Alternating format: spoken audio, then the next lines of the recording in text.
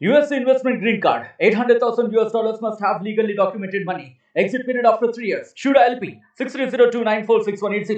ఉత్తర తెలంగాణకు తలమానికంగా నిలిచినటువంటి వరంగల్ ఎంజీఎం హాస్పిటల్లో డాక్టర్లు నిరవధిక సమ్మె జూనియర్ డాక్టర్లు నిరవధిక సమ్మెకు పిలుపునిచ్చారు. రాష్ట్ర వ్యాప్తంగా జరుగుతున్నటువంటి సమ్మెలో భాగంగా ఇక్కడ వరంగల్లో కూడా ఇక్కడ సమ్మెలో పాల్గొంటున్నారు. దీనికి సంబంధించి వాళ్ళు పలు డిమాండ్లను కూడా ఇప్పటికే గత నెల కూడా వీళ్ళ ప్రభుత్వ అధికారుల ముందు అలాగే వైద్య ఆరోగ్య శాఖ మంత్రి దామోదర్ రాజనరసింహ ముందు కూడా పలు డిమాండ్లు పెట్టారు. అయినప్పటికీ స్పందించకపోవడంతో తాము నిరవధిక సమ్మెకు పిలుపునిచ్చామని చెప్పి హైదరాబాద్తో సహా ఇక్కడ వరంగల్ ఉత్తర తెలంగాణమైనటువంటి ఒక వరంగల్లో కూడా ఈ నిరవధిక సమ్మెకు పిలిపించినటువంటి పరిస్థితి. ఇప్పటికీ వాళ్ళ డిమాండ్లు కూడా కనీసం స్పందించలేదు. అందుకోసమే తాము డిమాండ్లు నెరవేర్చకపోవడం వల్ల సమ్మెకు పిలుపునిచ్చామన్నటువంటి ఒక ఆందోళన వీళ్ళు వ్యక్తమవుతుంది. ఒక్కసారి కాదు ఎన్నోసార్లు, అంటే డిసెంబర్లోనే సమ్మె నోటీస్ వాళ్ళను నమ్మబలికి ఇప్పటి వరకు తమ హామీలు నెరవేర్చలే అంటున్నారు. గత నెల ఇచ్చినప్పటికీ కూడా స్పందించలేదన్నారు.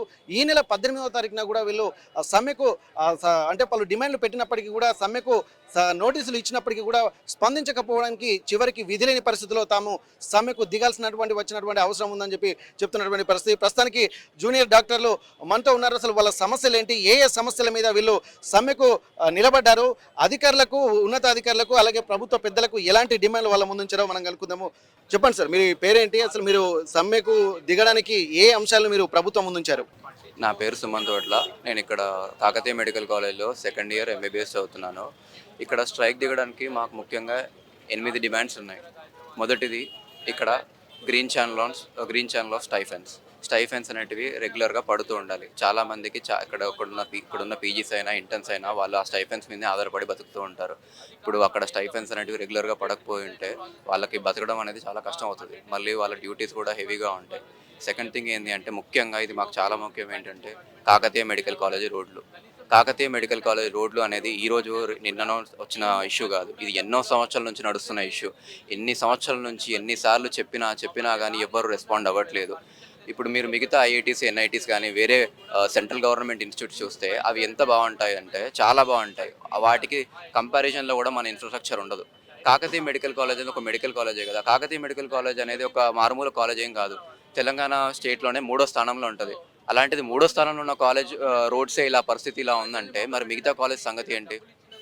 ఇక్కడ ఆ రోడ్ల మీద ఎంతోమంది మా ఫ్రెండ్స్లోనే చాలామంది వెళ్తూ యాక్సిడెంట్స్ అయ్యాయి. చాలాసార్లు యాక్సిడెంట్స్ అయ్యాయి.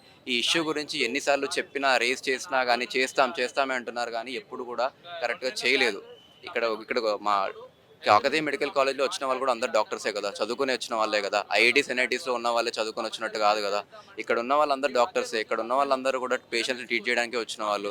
అలాంటిది వాళ్ళ హెల్త్కి ఒక సేఫ్టీ లేదు, వాళ్ళకి ఒక ప్రాపర్గా కేర్ చేయట్లేదు అన్నప్పుడు ఏంటిది? మూడోది ఏంటి అంటే 15% reservation of AP students on Telangana. అయితే తెలంగాణ మెడికల్ కాలేజ్లో 15% రిజర్వేషన్ ఏపీ స్టూడెంట్స్ కానీ ఇస్తున్నారు. కానీ ఏపీ స్టేట్లో మాత్రం తెలంగాణ వాళ్ళకి 15% రిజర్వేషన్ అనేది ఇవ్వట్లేదు. ఇలా ఇప్పుడు తెలంగాణలో 15% రిజర్వేషన్ ఏపీ స్టూడెంట్స్కి ఇచ్చినట్టయితే తెలంగాణలో 15% మంది స్టూడెంట్స్ అనేది లాస్ అవుతారు. అక్కడ వాళ్ళు ఇవ్వనప్పుడు మరి ఇక్కడ మనం ఎందుకు ఇవ్వాలి? Third question. ఫోర్త్ క్వశ్చన్ వచ్చేసరికి కొత్త మెడికల్ కాలేజీలు ఎన్నో పడ్డాయి. వాటికి అన్నిటికీ ప్రాపర్ ఇన్ఫ్రాస్ట్రక్చర్ లేదు, ప్రాపర్గా వాటి ఎక్విప్మెంట్ లేదు, ఏం కూడా ఫెసిలిటీస్ లేవు వాళ్ళకి.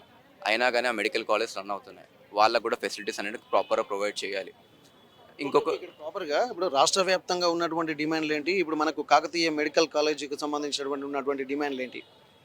అందరం కలిసే చేస్తున్నాం. కాకతీయ మెడికల్ కాలేజ్ డిమాండ్స్ ఇవి వేరే గవర్నమెంట్ కాలేజ్ డిమాండ్స్ అనట్లేవు. అందరం కలిసి ఐకమత్యంగా అందరం తెలంగాణ స్టేట్ మొత్తం కూడా అందరం అనుకుని స్ట్రైక్ చేస్తున్నాం. రాష్ట్ర వ్యాప్తంగా అందరి సమస్యలు ఒకటి. కానీ మీరు చెప్తున్నట్టు కేఎంసీ కాకతీయ మెడికల్ కాలేజ్ సంబంధించి కూడా ఇప్పుడు ప్రపంచవ్యాప్తంగా ఇన్ఫ్రాస్ట్రక్చర్ ఎంతో డెవలప్ అవుతుంది. కానీ ఇక్కడ ఒక ప్రొఫెషనల్గా ఉన్నటువంటి వైద్య విద్యార్థులకు సంబంధించినటువంటి హాస్టళ్ల మీద కూడా గత దశాబ్ద కాలం నుంచి కూడా ఇలాగే ఉంటుంది. కానీ ఎందుకు స్పందించలేదనుకుంటున్నారు? వరంగల్కి వచ్చేసరికి, ఎందుకంటే ఇప్పుడు హైదరాబాద్ లాంటి ప్రాంతాల్లో కూడా ఇన్ఫ్రాస్ట్రక్చర్ డెవలప్మెంట్ అయిన తర్వాత విద్యార్థుల ఎన్వైరన్మెంట్ కూడా మానసిక స్థితి కూడా కొద్దిగా అడ్వాన్స్డ్గా వెళ్ళేటువంటి ఉంటుంది. కానీ ఇక్కడ డెవలప్మెంట్ కాకపోవడానికి కారణం ఏమంటారు? సింపుల్ అండి. హైదరాబాద్ మెట్రోపాలిటన్ సిటీ కాబట్టి అక్కడ ప్రాపర్గా డెవలప్మెంట్స్ అనేవి జరుగుతూ ఉంటాయి. వరంగల్ అనేది అంత డెవలప్డ్ కాదు కాబట్టి మేబీ నాకు తెలిసినంత వరకు కొంచెం ఇక్కడ ప్రాసెస్లో లాగ్ అవ్వచ్చేమో.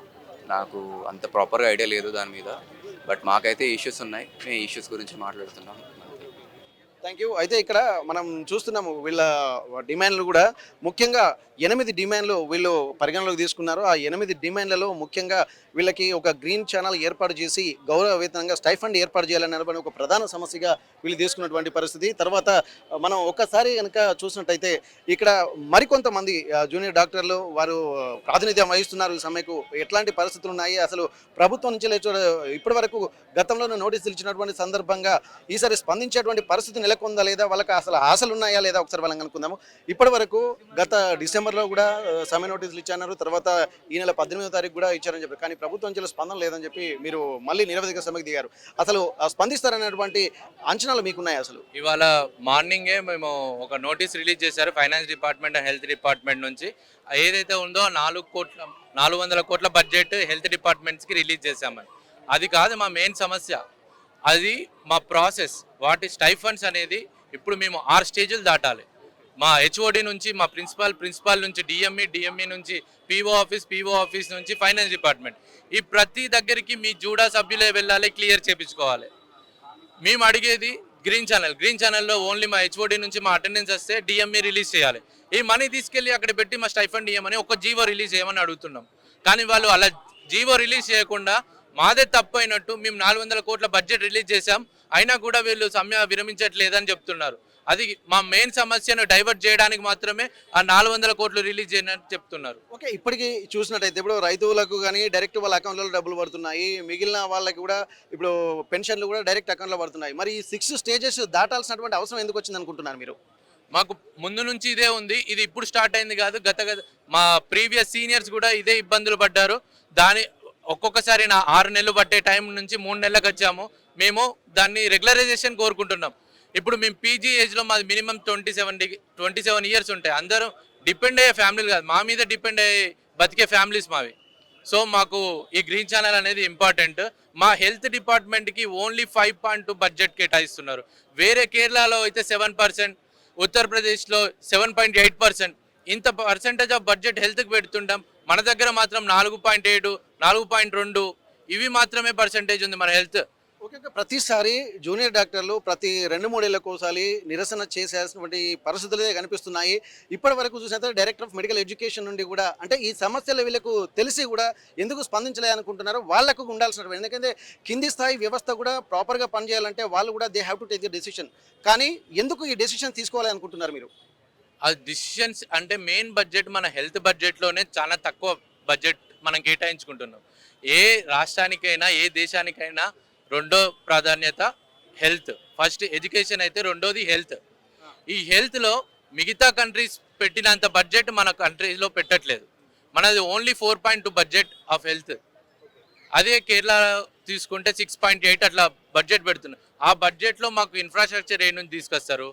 వీళ్ళు మాకు నాణ్యమైన విద్య ఎలా అందిస్తారు? సో బడ్జెటే మెయిన్ ప్రాబ్లం, బడ్జెట్ని పెంచాలని కోరుకుంటున్నాం. ఓకే, ప్రతి వ్యవస్థ ముందు విద్య, వైద్యం, ఆరోగ్యం అన్నీ ఇవి ప్రాపర్గా ఉండాల్సినటువంటి అంశాలు. కానీ ఇక్కడ మాత్రం ఇక్కడ హెల్త్కు సంబంధించినటువంటి ఒక ఇనిషియేషన్ ప్రభుత్వ అధికారులు అలాగే ఉన్నతమైనటువంటి వ్యవస్థలో లోపించిందన్నది స్పష్టంగా అనిపిస్తుంది. ఎందుకంటే ధర్నాలు, రాస్తారోకోలు చేయాల్సినటువంటి అవసరం లేకుండానే వాళ్ళు ఇనిషియేషన్ తీసుకోవాల్సినటువంటి సమయం. ఎందుకంటే పేద విద్యార్థులకు వైద్యం నిలిచిపోతే దానికి సంబంధించి జూనియర్ డాక్టర్లనే కారణంగా చూపిస్తున్నారు తప్ప తాము తీసుకుంటున్నటువంటి నిర్ణయాల లోపం కాదన్నది మాత్రం వాళ్ళు ఎత్తి చూపడం లేదు. దానికి బలవంతుగా మళ్ళీ జూనియర్ డాక్టర్లు అవుతున్నారు సంబంధించి. ఎందుకంటే ఇప్పటి వరకు ఒక ఇన్ఫ్రాస్ట్రక్చర్ డెవలప్ అయితే ప్రపంచవ్యాప్తంగా ఎంతో అడ్వాన్స్గా ముందుకెళ్తున్నటువంటి టైంలో వివిధ రాష్ట్రాలు తమ బడ్జెట్ను హెల్త్కు సంబంధించి కేటాయిస్తున్నారు. కానీ ఇక్కడ రాష్ట్రంలో మాత్రం, ఇక్కడ తెలంగాణ రాష్ట్రంలో మాత్రం ఇటువంటి లోపాయకారి వ్యవస్థ ఉందన్నటువంటిది ఒక వీళ్ళ డిమాండ్ ఉంది. అసలు ఇప్పటి వరకు మీరు చెప్పండి, అసలు చిన్న సమస్యలు లీడ్స్ టు బిగ్ ప్రాబ్లమ్స్. మీకు ఎట్లా అనిపిస్తున్నాయి? ఇప్పుడు మీరు తీసుకుంటున్నటువంటి ఇనిషియేషన్ని పూర్తి స్థాయిలో మరొకసారి మీరు ధర్నాలకు కానీ నిరసనలకు కానీ దిగకుండా ఉండాలంటే ఒక్కటేసారి ఒక స్పెసిఫిక్ ఇనిషియేషన్ మీరేం తీసుకోబోతున్నారు?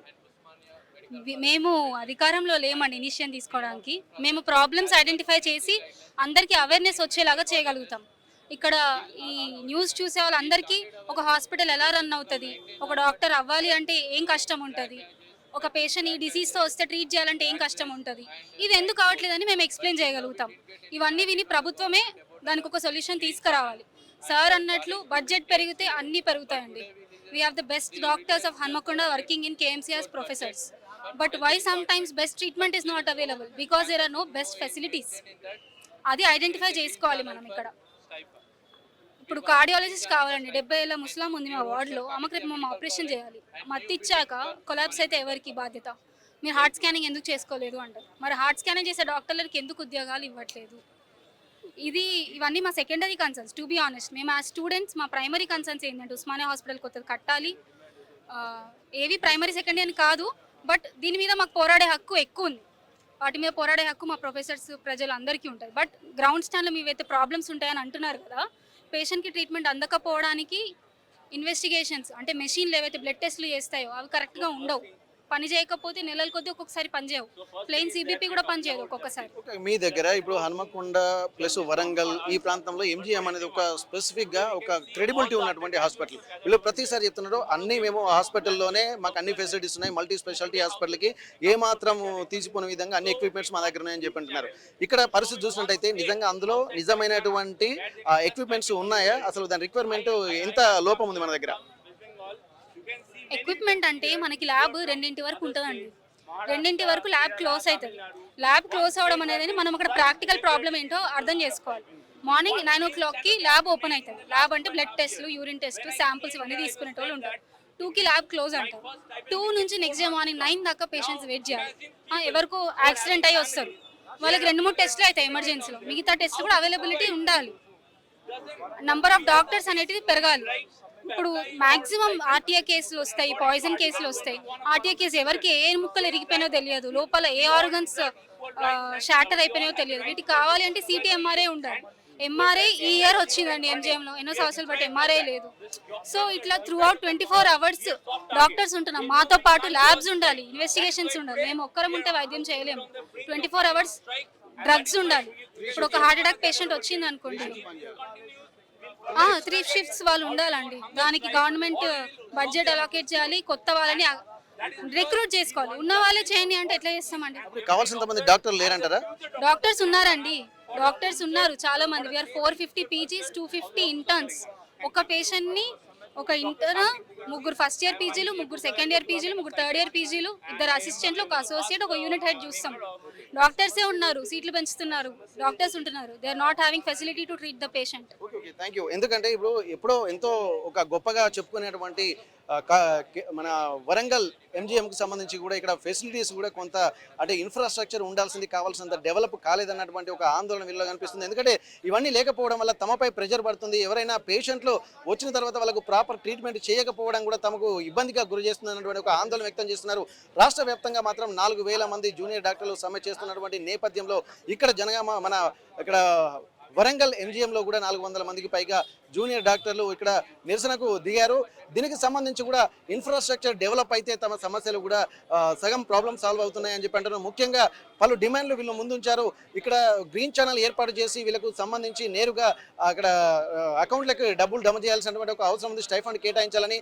అలాగే ఇప్పటి వరకు ఉన్నటువంటి పరిస్థితులు ఒక్కసారి గమనించితే ఇక్కడ 15% ఇక్కడ జూనియర్ డాక్టర్లకు అంటే వైద్య విద్యార్థులకు కూడా సీట్లు కేటాయించారు. కానీ ఈ 15% కేవలం తెలంగాణ విద్యార్థులకే ఇవ్వాలి, ఆంధ్ర విద్యార్థులకు ఇవ్వకూడదు అన్నటువంటి ఒక డిమాండ్ ఉన్నది. ఎందుకంటే అక్కడ మనకు ప్రాతినిధ్యం లేనప్పుడు ఇక్కడ వాళ్ళకి ఎందుకు కేటాయించాలన్నటువంటి ఒక డిమాండ్ అయితే కనిపిస్తుంది. అలాగే సూపర్ స్పెషాలిటీ హాస్పిటల్లో సీనియర్ డాక్టర్లకు కూడా సీనియర్ పనిచేస్తున్నటువంటి డ్యూటీ డాక్టర్లకు కూడా 1,25,000 రూపాయల గౌరవ వేతనం ఇవ్వాలన్నటువంటి ఒక డిమాండ్లు. అలాగే ఇప్పటి వరకు ఎన్నో దశాబ్దాలుగా కాకతీయ మెడికల్ కాలేజ్ ఉంది, కానీ సరైన ఇన్ఫ్రాస్ట్రక్చర్ డెవలప్ లేక తాము ఒక ప్రపంచం ఆధునీకరణ చెందుతున్నటువంటి నేపథ్యంలో తాము మాత్రం ఒక కామన్ ప్లేస్లో ఉండాల్సినటువంటి పరిస్థితి ఉంది. ఇది మా మానసిక స్థితి మీద కూడా ఎంతో ఇబ్బందులకు గురి చేస్తుంది అన్నారు. ఇప్పటి వరకు ఏదేమైనప్పటికీ కూడా ఓవరాల్గా చూసినట్టయితే జూనియర్ డాక్టర్ల సమస్యలు తీరితే పేద ప్రజలకు మేము వైద్యం అందించడానికి ఎల్లవేళలా సిద్ధంగా ఉంటానన్నటువంటి ఒక డిమాండ్, అలాగే ఒక హానెస్టీ క్రెడిబిలిటీ వాయిస్ వాళ్ళు చెప్తున్నటువంటి పరిస్థితి. వరంగల్ ఎంజిఎం నుండి కెమెరా పర్సన్ రాజుతో వెంకటరత్నం, RTV వరంగల్. మరిన్ని వీడియోస్ కోసం ఛానల్ ని సబ్స్క్రైబ్ చేయండి, లేటెస్ట్ అప్డేట్స్ కోసం వాట్సాప్ ఛానల్ ని ఫాలో చేయండి అండ్ లింక్ డిస్క్రిప్షన్ లో ఉంది.